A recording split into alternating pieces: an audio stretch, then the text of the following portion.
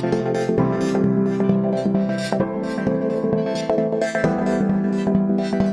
everyone, welcome to another video by myself, Andrew DFT. And of course today we've got a tutorial for a Mass Effect Andromeda Shuriken pistol. So to show you right off the bat, this is what you're going to be achieving by the end. Of course I've gone ahead and painted it up, and it's also going to be constructed today out of styrofoam. I was going to do it out of EVA foam, but there's been a large request to go back and do some tutorials out of styrofoam because we can achieve a lot nicer designs and cleaner detail out of it. So here we go, styrofoam. And of course the templates can be obtained for free via the link in the description box below. But all in all, this is actually a really nice design and it will come out extremely well with styrofoam. It's relatively easy to make as well, and to be honest you can add a whole bunch of different personalizations and customizations to really make it your own. But for the most part, let's get started. Alright, so to kick it off, I'm going to be using 40mm styrofoam for this. You can use small if you want, but 40mm is a great start and it adds a nice thickness. So then go ahead and print off the template. Luckily it all fits onto one sheet, so you don't have to worry about combining or sticking them together. Then you can go ahead and cut off these two segments up the top here. We don't need them just for this beginning stage. Once you've got those cut off, we can then go and tape down the template to a piece of foam, and we're going to draw all the outlines out of it. This should give us a nice outline there. It does look a bit non-straight, so go ahead with a ruler and sharpen it up. Then go ahead about ½ an inch around the perimeter of this template line and actually draw out a new line. This is going to be the safety cutting zone. So ideally you're going to run the blade 90 degrees down straight into the foam. Any other angle you might actually risk damaging the interior design, but as long as you go straight down or straight out, you'll be able to slowly break off those sections and get the gun a bit more thinned down towards the perimeter line. Of course, once you've got that all cut out to a main center stage, you can actually go ahead with a 90-degree angle piece of cardboard or ruler and actually transfer all those lines off and down. This is going to allow us to kind of give us an example of where the template on the other side should sit. Of course, if you just try to place it willy-nilly, it's not going to get the most seamless transition across to the other side of the foam, but at least putting these kind of vertical guidelines down through the middle of the 40mm styrofoam, you should get a good idea of where all these individual corners line up, so then you can go ahead and draw the perimeter line into space and just flip it over to make sure it actually sits there good. Once you've got the lines all formed and you're ready to cut, you can go ahead and actually start slicing off one side, then go back on the other side, and then slowly start to shave away the interior raised levels until you get everything nice and flat. Just take your time, take your care, be sure to monitor the blade and where your hand is, make sure you're not going to run it through a finger because that's obviously not very ideal.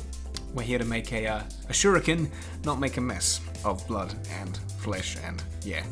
Then go ahead and grab a craft knife and you're actually going to slowly make a whole bunch of different incisions on different angles to cut out this main interior block.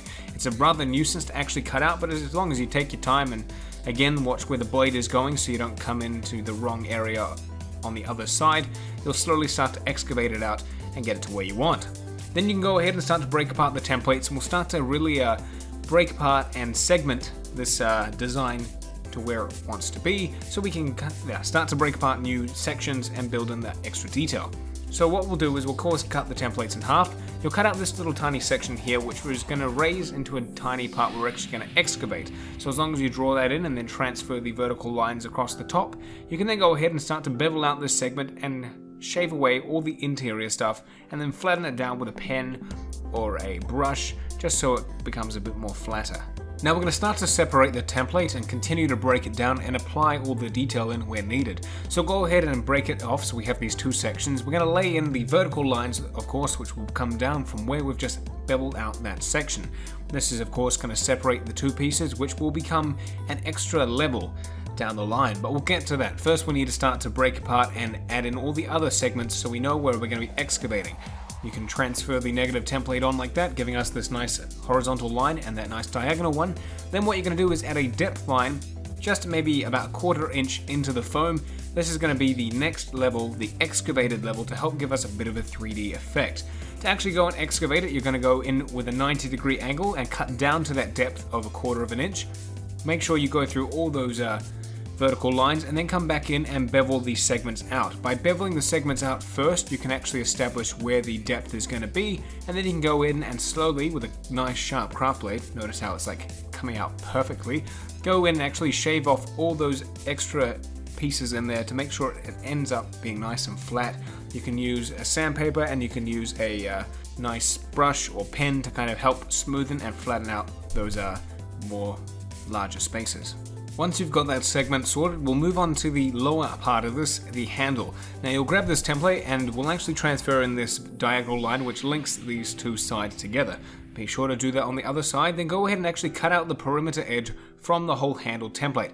This is going to allow us to lay in the negative space, the interior point. Of course, just use the template as a negative transfer, and then go ahead and actually add a depth line about 1/4 inch, or maybe just a bit deeper than the previous part we did. This is of course going to allow us to bevel off this edge and make it a lot more smoother, because if you have the handle as it is now, it's going to be very uncomfortable to hold due to these sharp corners. So take your time and slowly go around carving off all the segments. I usually do it in about 3 stages. I usually cut the lip off and then slowly start to work my way around to make sure my blade is always meeting the top line and the bottom line perfectly, so I'm not cutting anywhere that I'm not supposed to.